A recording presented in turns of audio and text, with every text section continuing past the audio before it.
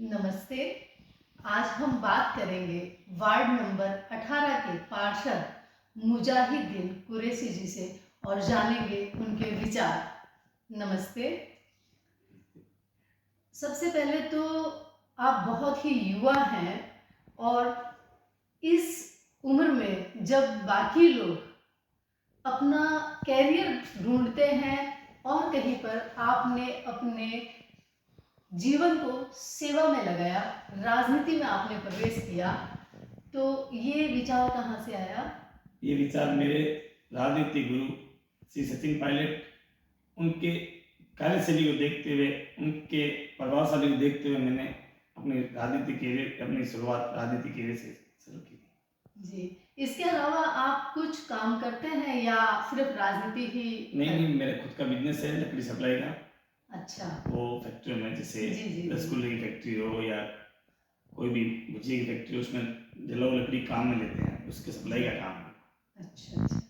और आपका जो एरिया है, इधर में आई तो मेन जो रोड है वो तो अच्छा बना हुआ है, लेकिन ये बाकी गलियां जो हैं इनमें अभी काम की बहुत ज़्यादा ज़रूरत है। और आप युवा भी हैं, आप में जोश भी है, तो क्या देखते हैं कैसे करवा पाएंगे? निगम से पैसा मिलेगा, यूआईटी से लेंगे या उनसे आपके विधायक कोटे से काम करवाएंगे? किस तरह से आप काम करवाना चाहेंगे, क्योंकि अभी काम बहुत बाकी है?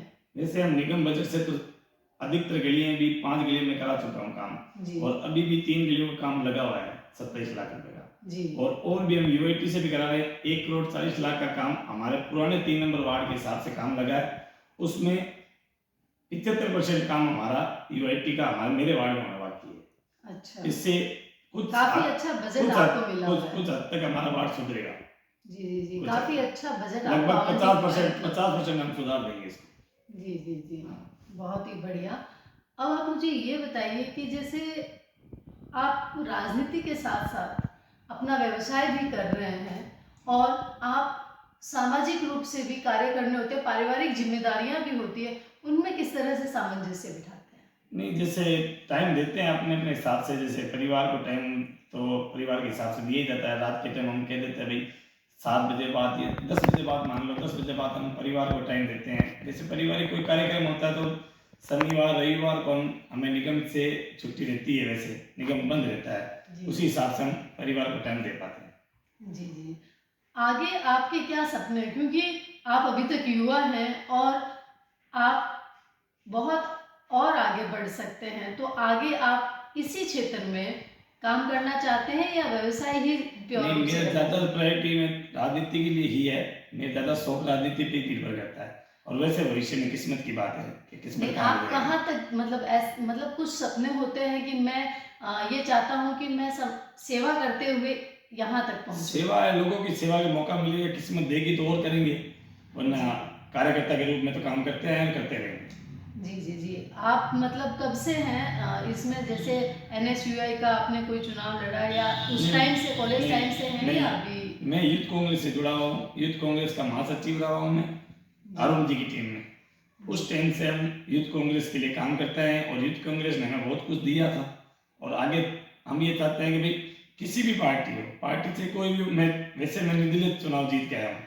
अच्छा। मेरी कांग्रेस ने टिकट काट ली थी। जी। तो निर्दलीय जीत के आया हूँ, तो मैं ये चाहता हूँ कि पहले मैं जनता की सेवा करूँ, मेरे वार्ड की सेवा करूँ। वो बात की बात है, मैं अगला चुनाव कहाँ से लड़ूँ कहाँ से नहीं लड़ूँ, वो किस्मत पर डिपेंड है। जी, लेकिन आप निर्दलीय चुनाव जीते, ये आपकी जीत का भरोसा आपको था, आपके क्षेत्रवासियों ने आपको मोहब्बत दी, लेकिन आपकी अपनी पार्टी ने आपको टिकट नहीं दिया, तो इस बात का बहुत इफेक्ट पड़ता है। तो आपको कैसा महसूस हुआ? क्यों नहीं दिया? क्या कारण था कि आपको टिकट नहीं मिला? हम तो ये चाह रहे थे क्योंकि माइनॉरिटी वोट मेरे वार्ड में लगभग 35% वोट माइनॉरिटी है, तो फिर भी हम टिकट मांगे थे, हमारी टिकट कटी, तो हम नाराज नहीं हुए, हम उत्साहित हुए कि भाई हमारी टिकट काट ली, कोई बात नहीं, हम निर्दलीय चुनाव लड़ेंगे। हमें विश्वास था कि भाई हम कुछ हद तक फाइट करेंगे। जी। फाइट करके वो किस्मत की बात है, हम जीतिए।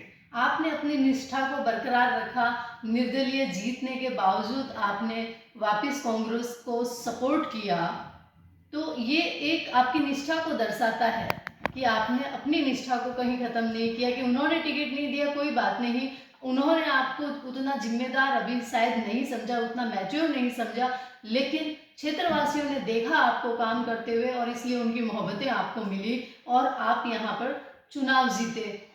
माइनॉरिटी का चेहरा मतलब बराबर माना जाता है, मांग होती है कि उनको प्रतिनिधित्व मिले, लेकिन उनको उतना प्रतिनिधित्व नहीं मिल पा रहा है जितनी की डिमांड हो रही है उस हिसाब से। तो उसका क्या कारण है?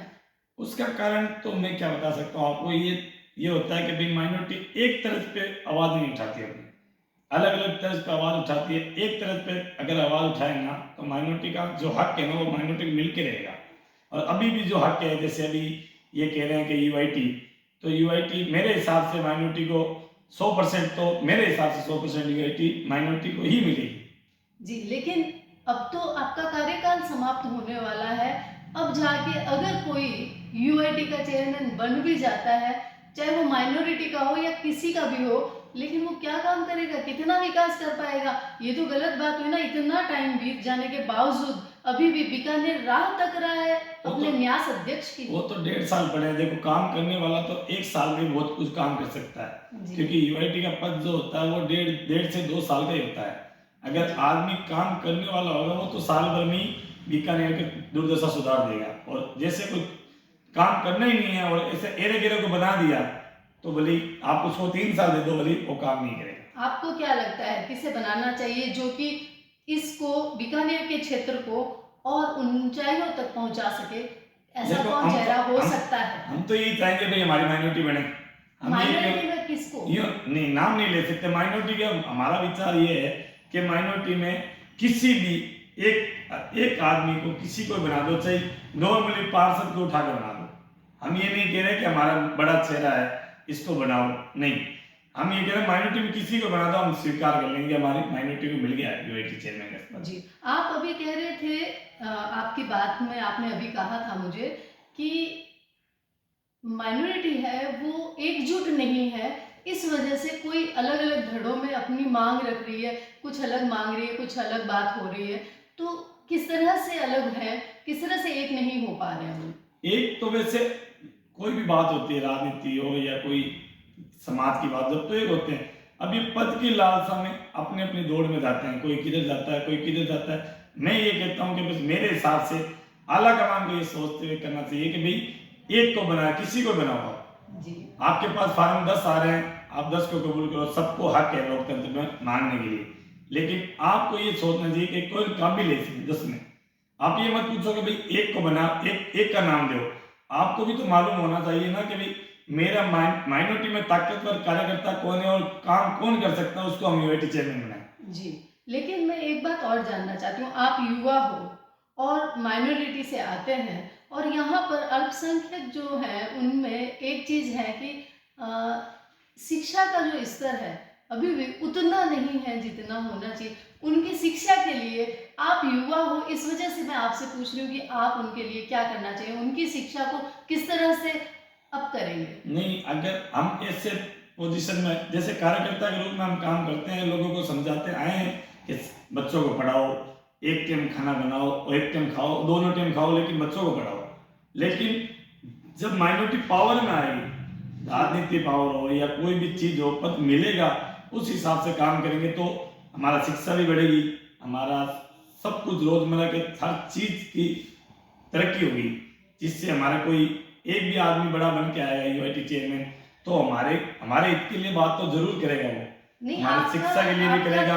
यूआईटी चेयरमैन तो पहले आपके माइनॉरिटी से रहे हुए हैं। नहीं, उन्होंने बहुत काम किया जी, बहुत काम किया, बिल्कुल। आज भी उनका नाम है मकसूद अहमद।